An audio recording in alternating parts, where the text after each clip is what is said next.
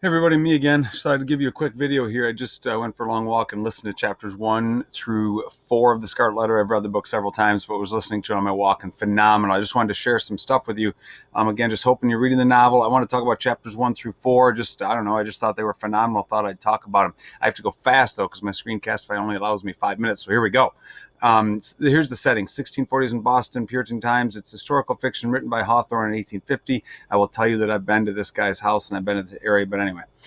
Chapter 1, I already showed you these notes. I really found it interesting about the weeds and the roses, and they symbolize good and bad. The symbolism and the irony in here is phenomenal if you can get past if you can understand the just the vocabulary, incredible vocabulary.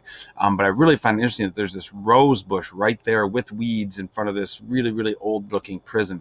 Chapter 2 is the marketplace. I love the names of the chapter. It really talks about what each chapter really does and what happens. Here's my notes for it. Hester Prynne, main character. All the women really interesting when they were waiting for her and they were talking about oh my gosh, if she deserves the strictest punishment ever for what she did and whatever. And then Hester and this 3-month-old baby come out. I thought it was interesting with the A on her chest that she was using the baby to hide the A for a little while.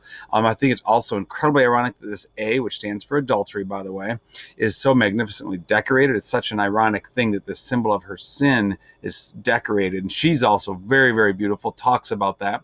Walks to the crowd, stands on the scaffold. The scaffold is just such an interesting symbol of everything. And we can talk about that. The crowd is really sad. There's a bunch of men watching from the balcony.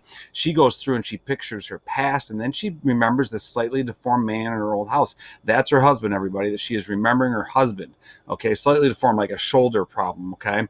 And then she goes back and realizes this is not real and that she's there with all these people staring at her. Chapter 3, the recognition. She sees her husband in the crowd. Her husband has been gone. Okay, he fakes like he doesn't know her and goes like this, shh, don't say anything. Okay, and then he's talking to the Native American next to him. He's like, what's going on? And here's what's going on. She had a baby out of marriage. She was married to some English man 2 years ago. That English man is the guy that's in the crowd. Okay, and he's been gone for a couple years. They thought he was dead. Okay, sin-born infant is in her hands. So interesting. And she's very thankful for other people there because she doesn't want to be face-to-face with just her husband. Picture that moment right there. Her husband comes back and she's holding an infant.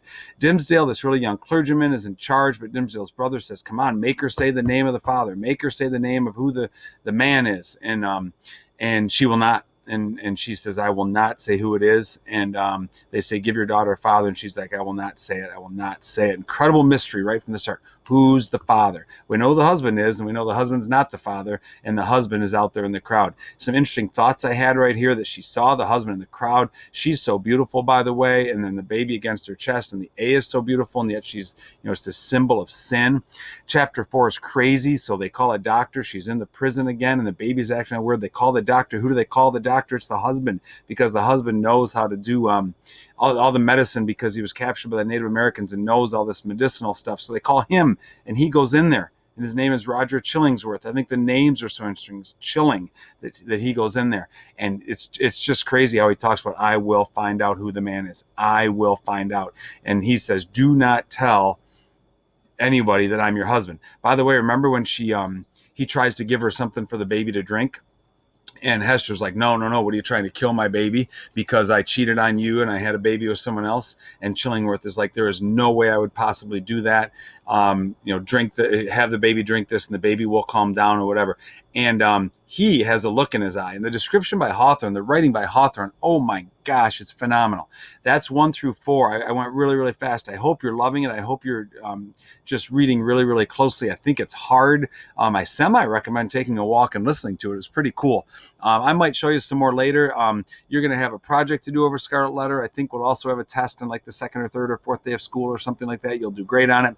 Read the novel. I just wanted to share this with you because I was so excited. Scarlet Letter. Incredible writing. I'll come back with some more chapter 5, 6, 7 stuff. We'll see you guys soon. See ya.